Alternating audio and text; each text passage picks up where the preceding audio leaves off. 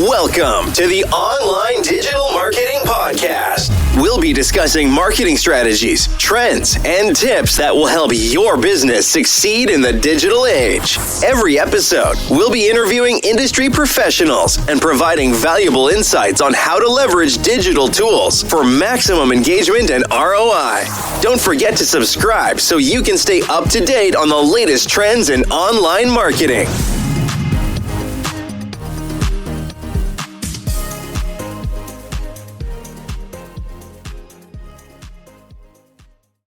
Welcome to the deep dive. Today, we're going to explore a potentially controversial idea. What if the real key to B2B growth isn't just about mastering digital marketing?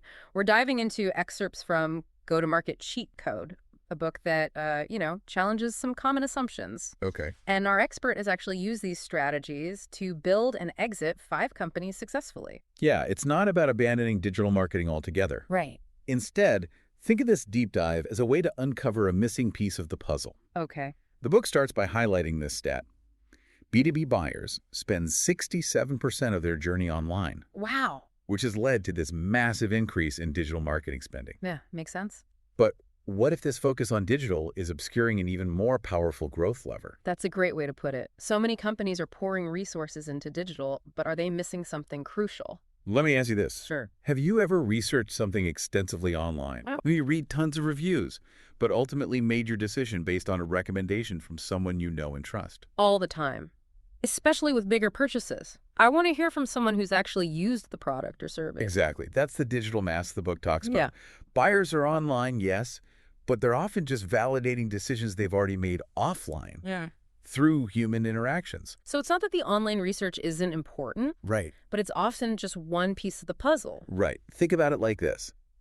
You might be researching a new software platform online, but you're far more likely to trust a recommendation from a colleague or industry peer who's actually used it. Makes sense. That's where the power of partnerships comes into play. Okay, I'm starting to see where this is going. So instead of relying solely on digital channels to reach potential customers, the cheat code is to leverage existing trust networks through partners. You got it. And this isn't just a theory. Right. It's a pattern I've seen repeatedly in my own ventures. Every successful exit I've had was heavily influenced by strategic partnerships. Really? In fact, in Revenue Capital, the firm I'm a partner at now, invest specifically in companies that understand this power of partnership-driven growth.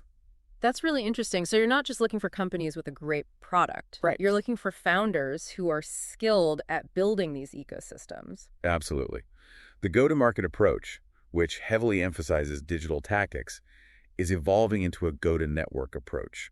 Scott Leese, a sales expert, puts it perfectly. Okay. The go-to-market approach is dying, and it has to be replaced by a go-to-network approach. It sounds like VCs are starting to catch on too, Yeah. realizing that sustainable growth isn't just about pouring money into digital ads. Yeah. They're looking for founders who can leverage relationships for efficient, capital-effective growth. But building these successful ecosystems requires a specific approach. Okay. It's not just about randomly partnering with anyone and hoping for the best. So how do we go from a spray and pray digital approach to this more targeted partnership strategy?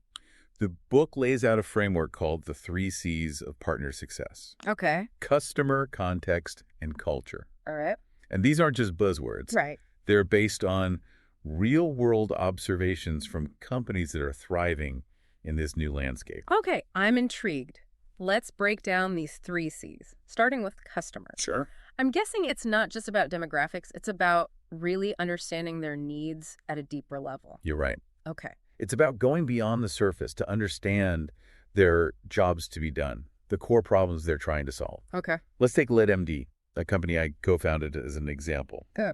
Our customers weren't just looking for marketing technology. They were struggling to acquire customers, retain them, and then actually utilize the tech to achieve their goals. So it's about understanding the why behind their purchase, not just the what. Exactly. And that's where partnerships become so powerful. We built a network of partners who could help our customers solve those specific needs, making us more valuable in the process. It's like you are able to tailor-make solutions instead of just offering a one-size-fits-all product. Yeah. But even if you understand your customers perfectly, how do you actually apply that knowledge in a practical way? That's where context comes in, right? That's right. You have to operationalize that customer knowledge, make it actionable in the field. Okay. At LeadMD, we developed the system to capture customer outcome goals during every interaction, not just sales calls. Interesting. So you weren't just focused on closing the deal. Yeah. You were gathering information that would help you connect them with the right partners and solutions? Precisely. This allowed us to move beyond generic recommendations and create a personalized experience for each customer. So you had the right customer insights and a way to apply them in a practical way, but there's still one C left: culture. What role does company culture play in building a successful partner ecosystem? It's arguably the most important piece. Wow. You can have the right customer insights and a brilliant system for applying them, but without a culture of collaboration, it won't work. Right. And this culture has to start at the top, with the CEO championing a partnership-first mindset. I can definitely see how a lack of buy-in from leadership could sabotage even the best laid plans.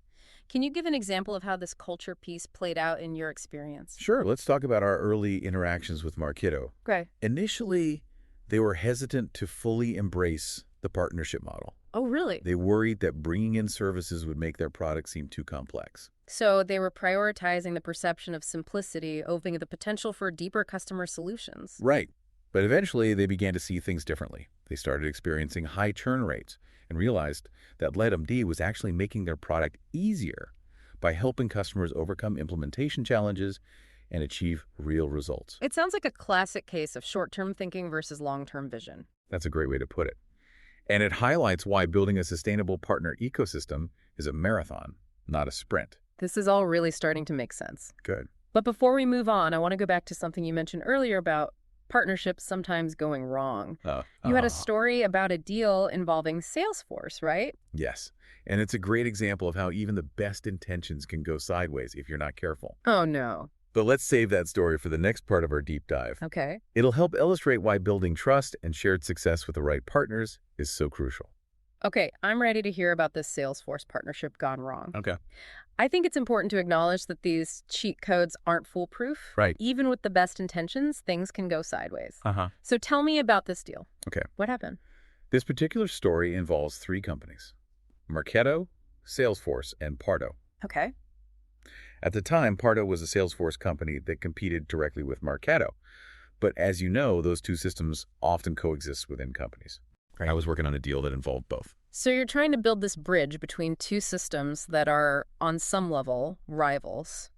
Yes. Sounds tricky. It definitely requires a delicate touch and a commitment to collaboration. Right.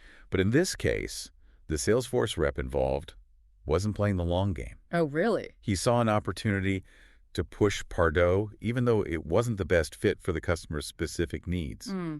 He went rogue, basically undermining the partnership we had carefully built with the Marketo rep. It's like he was so focused on winning that one deal that he lost sight of the bigger picture. Yes. The potential for long-term collaboration. Exactly. He was prioritizing his own short-term gain over the customer's best interests and the health of the partnership. Oh, wow. It all stemmed from a lack of transparency and a win-at-all-costs mentality. So what was the fallout? Did you lose the deal? Unfortunately, yes. The customer lost trust in both Salesforce and Marketo. Oh, no. And the carefully cultivated partnership between those companies took a major hit. It was a painful lesson for everyone involved. I can see how this story would make someone hesitant to embrace the partnership model. Yeah. If one bad apple can spoil the bunch, why even bother? That's a fair point. And it underscores why choosing the right partners is so crucial. Yeah. It's not just about finding companies with complementary products or services. Right. It's about aligning on values, communication styles, and long-term goals. So how do we, as listeners, avoid these kinds of partnership pitfalls? What are some red flags we should be looking for? The biggest red flag is a lack of transparency. Oh, okay. If a potential partner is hesitant to share information, Yeah. or seems more interested in competing with you than collaborating, Okay. that's a sign to proceed with caution. Another red flag is a short-term focus. Right. If they're only interested in quick wins and not building a sustainable relationship, that's a recipe for trouble. This is great advice. It's like dating. You need to be in it for the right reasons. Yeah. And you need to be able to trust your partner. But even with the right partners, how do we make sure everyone stays on the same page? Clear communication is key. Okay. Before you embark on a joint venture, clearly define roles, responsibilities, and success metrics. Right. Everyone needs to be on the same page regarding expectations and how the partnership will operate. I love that. It's like having a prenup for your business relationships. Yeah. It might not be the most exciting conversation, True. but it can prevent a lot of headaches down the road. Exactly. Yeah. And don't be afraid to walk away from partnerships that don't feel right. Yeah. Even if it's tempting to partner with a big name. It's better to have a small network of trusted allies than a large network of unreliable partners. Quality over quantity. I like that. Good. Okay, so we've talked about the pitfalls and how to avoid them. Right. But let's shift gears and talk about how to measure the success of our partnerships. Okay. It can't just be anecdotal evidence and good vibes, right? Absolutely not. We need concrete metrics to track our progress. And there are two key metrics that are essential for evaluating partnership ROI. Customer acquisition cost, CAC, Right. and customer lifetime value, CLV. Correct. Okay, I'm familiar with those terms, but how do they apply specifically to partnerships? Think about it this way. Got it. Traditional CAC calculations often focus on marketing and sales expenses Right. related to things like ads, content creation, and sales team salaries. Makes sense. But when you factor in partnerships, the equation changes. Suddenly you're tapping into pre-existing relationships and trust networks. So you're saying that working with partners can actually lower your CAC? Exactly. If a trusted partner introduces you to a warm lead, you're essentially bypassing many of the expensive and time-consuming steps involved in traditional lead generation. That's why it's crucial to track CAC both with and without partner involvement. Okay. It allows you to see the tangible impact on your bottom line. This is making me rethink my entire marketing strategy. It's like you're getting a shortcut to acquiring customers without having to spend a fortune on advertising. Yeah. Okay, now let's talk about CLV, customer lifetime value. Okay. I know this is all about measuring the long-term value of a customer. Right. How do partnerships influence CLV? Partnerships can have a huge impact on CLV. Okay. When you have a strong network of partners who are committed to customer success, it creates a virtuous cycle. Your partners can provide complementary products and services that enhance the value of your offering, making your customers stickier and less likely to churn. Right. They can also offer support and expertise that helps your customers achieve better results with your product, leading to higher satisfaction and retention. It's like you're building this ecosystem of support around your customers. Yeah. Which makes them more likely to stay with you for the long haul and spend more over time. Precisely. And that's why CLV is such a powerful metric for evaluating partnerships. It goes beyond just measuring the initial deal size and looks at the long-term impact of those relationships. This is all making so much sense now. It's not just about closing the deal. Right. It's about building relationships that create value for everyone involved. Yeah. You, your partners, and most importantly, your customers. Exactly. And I'm guessing this approach can have some pretty impressive results, right? You bet. Studies have shown that partner-sourced deals see a 172% increase in pipeline and a 270% increase in CLV compared to non-partner deals. Whoa, those are some serious numbers. They are. Not only are you acquiring customers more efficiently, Right. you're also getting more value from them over time. Exactly. So it's a win-win all around. Exactly. And this long-term focus leads to a fascinating point about acquisition as a potential outcome of successful partnerships. Okay. You see, in the traditional VC world, there's this intense pressure to raise more money, increase valuation, and go public through an IPO. Right. But what if there's a different path? Okay, I'm intrigued. What's this alternative path you're talking about? In Revenue Capital, we focus on building companies with robust partner ecosystems, making them very attractive acquisition targets. So instead of aiming for an IPO, you're positioning companies to be acquired by strategic partners. That's one potential outcome. And it's something I've seen firsthand. Oh, really? The acquisition of LeadMD was largely facilitated by the relationships we had built within our partner network. This is also fascinating. It's like you're playing chess while everyone else is playing checkers. Yeah. You're thinking several moves ahead, building partnerships that create multiple pathways to success. That's a great way to put it. And I bet you have a great case study that illustrates all of this, right? You do. Let's dive into that in part 3 of our deep dive. All right, I'm ready for this case study. Walk me through a real-world example of how this partnership-driven approach plays out in the trenches. Let's rewind back to 2021, shortly after Marketo was acquired by Adobe. Okay. My team and I were looking for ways to add value within this evolving ecosystem. Okay. We noticed an opportunity with one of their mid-market sales teams. They were selling Marketo to companies in the $50 million to $500 million revenue range. But those accounts weren't considered key accounts within the larger Adobe structure because they weren't using other Adobe products. So they were kind of stuck in the middle, too big for the small business pool, but not big enough to be a priority for the enterprise team. Exactly. And that created a couple of challenges. Okay. They didn't have access to the same level of resources as the key account teams. Right. And the companies they were selling to were often late adopters of technology, which meant the sales cycles were longer and more complex. That sounds like a tough spot to be in. So how did you apply the cheat code to help them navigate this situation? We saw an opportunity to become the bridge between this team and their target customers. Okay. We could offer the expertise, resources, and support they needed to win those complex deals. Okay, but how did that actually play out? Can you walk me through a specific deal? Sure. One deal involved a company that had experienced massive growth during the pandemic. Okay. Their demand had exploded. Wow. But they were managing everything manually. Oh, wow. And it was becoming unsustainable. It sounds like they were ripe for a digital transformation. Yeah. But I bet they were also hesitant to make a big investment in new technology. You're right. That's where we came in. Okay. We worked closely with the Adobe rep to develop a compelling business case that outlined the ROI of implementing Marketo. So you were the trusted advisor, the one who could connect the dots between their business needs and the technology solution. Exactly. And we went beyond just talking about the features of Marketo. Right. We really dug deep into their data, understood their pain points, and crafted a plan that addressed their specific challenges and showed how Marketo could help them achieve their goals. This is where that deep understanding of the customer's jobs to be done becomes so crucial. Absolutely. It's not just about selling a product. It's about solving a problem.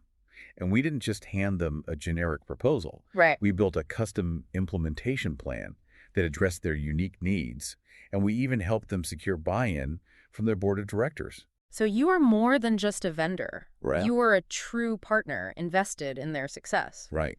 And the results speak for themselves. Yeah. The deal closed at full price, and the customer was thrilled with the outcome. This is such a great example of how the go-to-market cheat code can work in the real world. It's not about abandoning digital marketing, Right. but about using partnerships to amplify your reach and impact. And it's a model that can be replicated across industries. Whether you're selling software, consulting services, or physical products, the principles are the same.